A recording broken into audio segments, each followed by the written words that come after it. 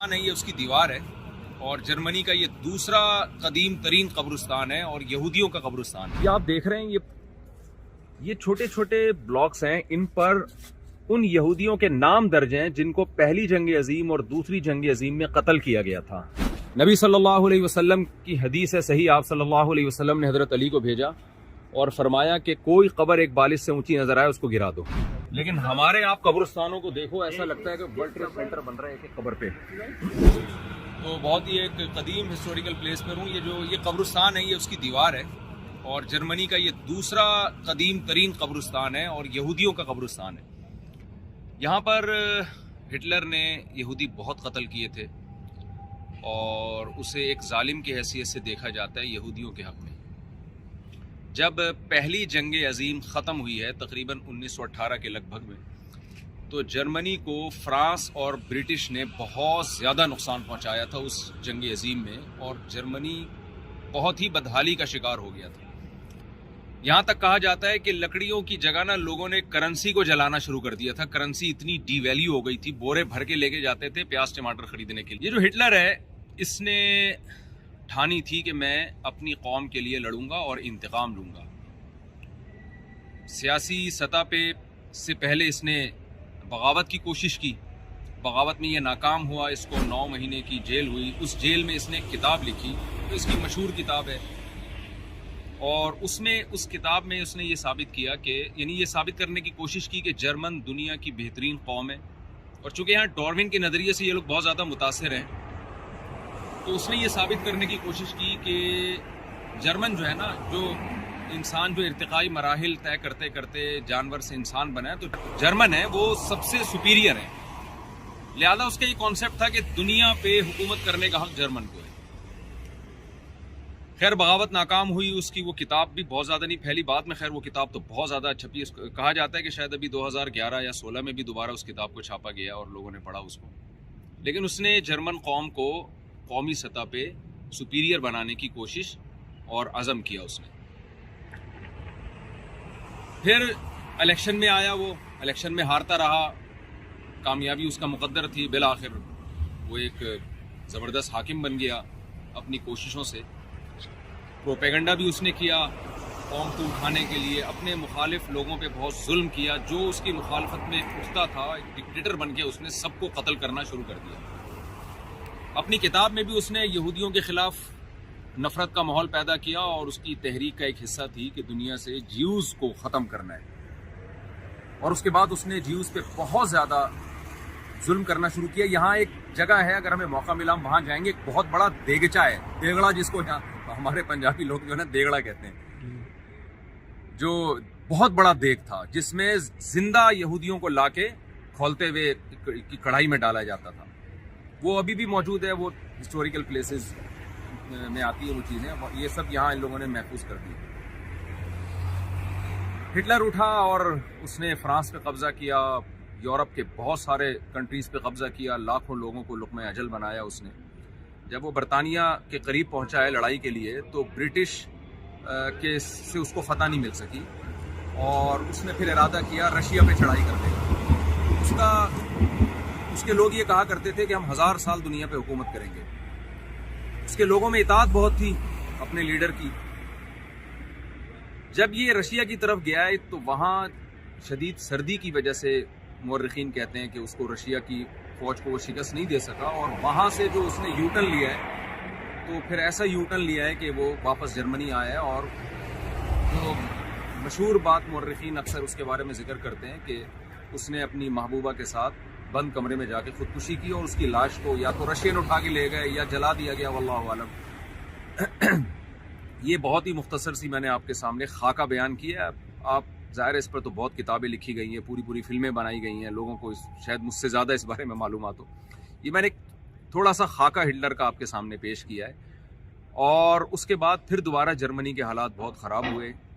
यहाँ के मकामी लोग बताते हैं, जो बूढ़ों से सुनते हैं, कि एक आलू ख़रीदने के लोगों के पास पैसे नहीं होते थे और सारा दिन एक आलू पे गुजारा किया करते थे यहाँ के लोग।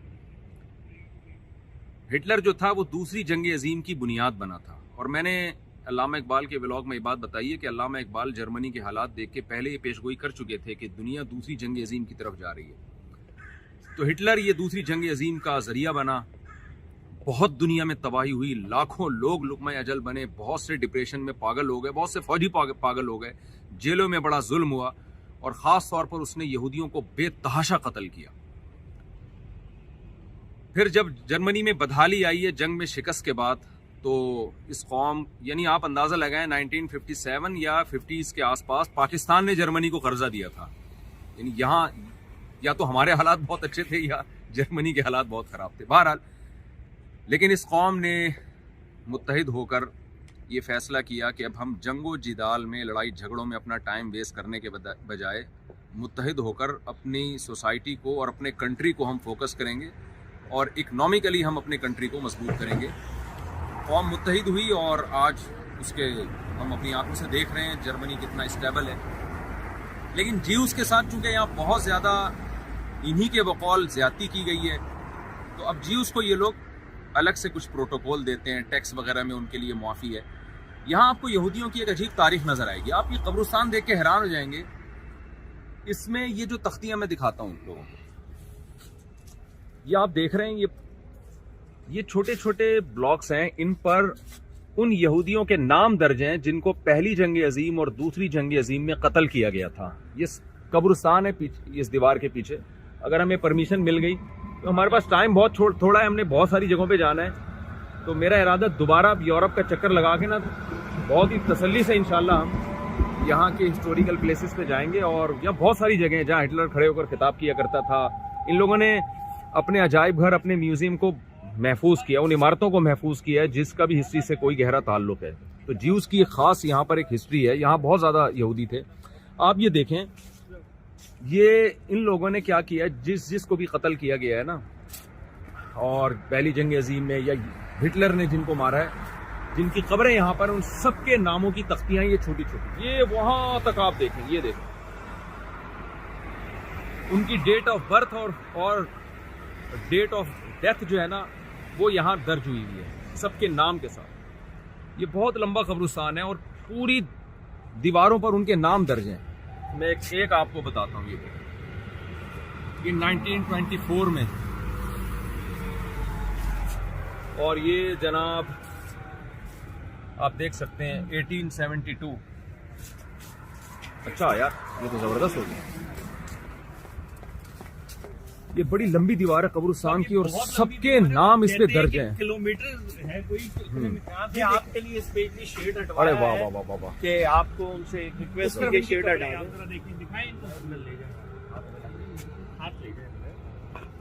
ये देखें आप, ये कब्रिस्तान। ये वाला जरा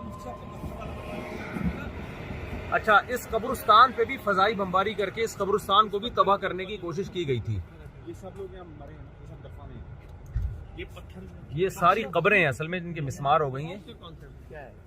हमारे यहाँ जैसे फूल पत्तियाँ नहीं डालते हैं, आके विजिट करते हैं। हमारे यहाँ अहले बिदत को इबरत हासिल करनी चाहिए कि इनकी कब्रें एक बालिश से ऊंची नहीं है, कोई बड़े बड़े मज़ार नहीं बने हुए। ईसाइयों के कब्रिस्तान भी मैंने देखे हैं, मिट्टी की सादा कब्रें होती हैं जो मैंने देखे हैं। वल्लाहु आलम, मैं पूरी दुनिया में नहीं गया हूँ, यहूदियों के भी। लेकिन हमारे आप कब्रिस्तानों को देखो, ऐसा लगता है कि वर्ल्ड ट्रेड सेंटर बन रहा है एक कब्र पे। नबी सल्लल्लाहु अलैहि वसल्लम की हदीस है सही, आप सल्लल्लाहु अलैहि वसल्लम ने हज़रत अली को भेजा और फरमाया कि कोई कब्र एक बालिश से ऊंची नजर आए उसको गिरा दो।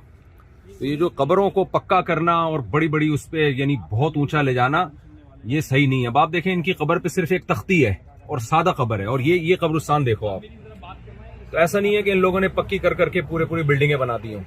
खैर, तो जब फजाई बमबारी हुई तो उसके बाद फिर इस जगह को महफूज किया गया, और जो बम से जो चीजें जिस तरह से तबाह हुई थी उनको भी एज इट इज रहने दिया गया। आप इन कबर, इसके ऊपर ये पत्थर देख रहे हैं जो कि आपको नहीं दिखे। इसका कॉन्सेप्ट ये है, इन लोगों कबर के ऊपर पत्थर हैं छोटे छोटे। हाँ, ये जो सॉरी, तख्तियों के ऊपर तख्तियां प्लस इधर आपको कॉइन दिखेगा।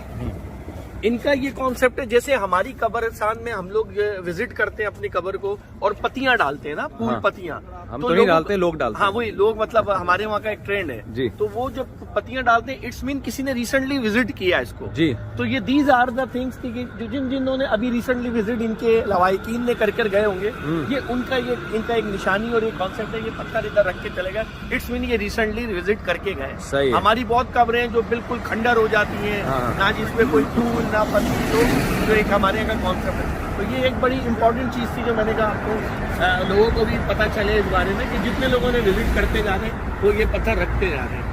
अच्छा ठीक कादिर भाई, वो जो जगह जो देगड़ा है ना, वो सब काफी दूर है यहाँ से। नेक्स्ट विजिट में इंशाल्लाह। एक हेरिटेज साइड है जहाँ ना वो रखे हुए हैं, जहाँ पहले लोग रखे जाते थे, जो जेल थी, जहाँ खिताबात होते थे, वो पूरी एक वो जेलें भी महफूज हैं जहाँ बड़ा जुल्म होता था जंगी कैदियों पर, बहुत ज्यादा जुल्म होता था। और मतलब उसकी एक बहुत खतरनाक और मतलब लड़तरा देने वाली जो ना वो कहानी है। जी सही सही। ये नाम है वहाँ, वो उधर तक नाम ही नाम। अच्छा, यहाँ पे मेरा ख्याल यह था कि हिटलर को एक बड़ा हीरो समझा जाता होगा, गाली है तो इस कौम का एक बड़ा वो समझा जाता है। तो यहाँ ये जो मकामी लोग कह रहे हैं कि नहीं, एक अच्छा उससे नहीं देखा जाता हिटलर को। एक जो जुल्म हुआ है उस हिसाब से जो है ना वो कोई उठा था वो अपनी कौम के जुल्मों का इंतकाम लेने के लिए, लेकिन वो खुद एक जालिम बन गया। जालिम उल्टा देखें ना, देगों में डाल के लोगों को जलाना, ये कोई इंसानियत वाला काम तो नहीं है ना। तो अच्छा, हिटलर की जो कामयाबियां थी ना, जो शुरू में तो उसको बहुत जबरदस्त फुतूहात मिली हैं, पूरा यूरोप ही तकरीबन उसके कब्जे में आ गया था। फिर बरतानिया से उसकी लड़ाई हुई और वो बरतानिया को फतह नहीं कर सका और वहां से रिवर्स होकर रशिया पे चढ़ाई की उसने। लेकिन एक बात है कि जो हिटलर की जो दूसरी जो जंग अजीम का जरिया बना था, उस जंग अजीम से पूरी दुनिया के हालात एकदम चेंज हो गए थे। बरतानिया हिटलर से जर्मनी से लड़ा तो है, लेकिन उस लड़ाई के नतीजे में बरतानिया भी बहुत कमज़ोर हुआ है और उसका नतीजा ये निकला कि ब्रिटिश आर्मी बर्रे सगीर से इंडिया से निकल आई और फिर पाकिस्तान और इंडिया, ये दो रियासतें आज़ाद हुई, पाकिस्तान अलग हुआ इंडिया से। तो ये जो दुनिया में बहुत बड़ी चेंजिंग आई है ना, इसका सबब भी हिटलर बना है। यानी ये अगर दूसरी जंग अजीम ना होती तो बेतहाशा जो नुकसानात हुए हैं वो भी ना होते, लेकिन कुछ इसके फ़ायदे भी हुए हैं। फ़ायदे क्या हुए हैं कि जब बरतानिया से उसकी शदीद लड़ाई हुई है तो बरतानवी ब्रिटिश को भी दूसरी जंग अजीम में ना बहुत नुकसान हुआ है। तो उस नुकसान के नतीजे में शिकस्त तो जर्मनी ही को हुई, लेकिन जर्मनी जिन मुल्कों से लड़ा है वो उनको भी कोई कम नुकसान नहीं हुआ था। उसका फिर नतीजा ये निकला कि बर्रे सगीर आज़ाद हुआ और फिर हमें पाकिस्तान मिला। तो जाहिर है जब दुनिया में बड़ी बड़ी जंगें होती हैं तो बड़े बड़े वाक़यात होते हैं। अब ये कोविड ही को देख लेना आप, कोविड से पहले की दुनिया और कोविड के बाद के हालात में बड़ा फ़र्क है। तो दुनिया में जब भी कोई बड़ा वाक़या रूनुमा होता है तो उसके जहाँ बहुत सारे नुकसानात होते हैं तो कुछ ना कुछ उसके जैसे फ़ायदे होते हैं तो कुछ साइड इफ़ेक्ट भी होते हैं। सेकेंड वर्ल्ड वॉर में हिटलर ने जिन लोगों को कत्ल किया, उनको घरों से बाहर निकाल के मारा जाता था, बहुत लोग थे उसमें। तो यहाँ एक आपको फ्रैंकफर्ट में एक अजीब चीज़ नज़र आएगी कि उनके घरों के बाहर तांबे की प्लेटें हैं और उसमें उनकी जो डेट ऑफ डेथ है वो भी और उनका नाम भी वो चश्मा किया गया है, ताकि ये भी एक यादगार रहे कि किन किन लोगों पे यहाँ जुल्म हुआ था, किस किस नाम के लोगों पे। ये मैं आपको उसकी एक झलक दिखाता हूँ। ये देखिए, ये घर है ना, अभी यहाँ कोई रहता है, लोग रहते हैं। हाँ, लेकिन ये कि इन्होंने अभी एक घर देखें आप, और ये देखें आप, ये तांबे की प्लेट है। अब ये जिसको यहाँ कत्ल किया गया था ना, जिस तारीख को कत्ल किया गया था 1942, 16 दिसंबर 1942, और ये नाम लिखा हुआ है रिचर्ड वगैरह वगैरह। यानी ये भी इन लोगों ने महफूज किया। ये दोनों फैमिली मेंबर थे ना, रिचर्ड ब्रिटेनफील्ड, ओल्गा ब्रिटेनफील्ड, ये दोनों जी हाँ, शायद बाप बेटे थे या। तो ये ऐसे बहुत सारे घर हैं यहाँ पे, बहुत सारे घर हैं जिनके, यानी जिन लोगों पे जुल्म हुआ है ना, उनकी भी यादगारें इन्होंने महफूज रखी हुई हैं, मतलब इंसानियत, एक इंसानियत के नाते। ये आप जर्मनी में देख रहे हैं, ये डंडा जो है ना, ये बंदा है हथौड़ा उठा रहा है और ऐसे हथौड़ा नीचे मारेगा। ये सिंबल ऑफ हार्ड वर्क है, हार्ड वर्किंग के हम मेहनती लोग हैं। ये देखें, ये हथौड़ा मारेगा अभी।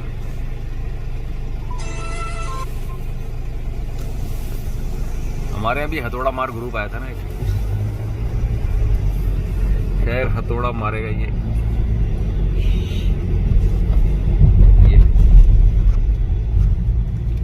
इन्होंने एक निशानी लगाई हुई है, एक हार्ड वर्किंग की एक अलामत है के तौर पर।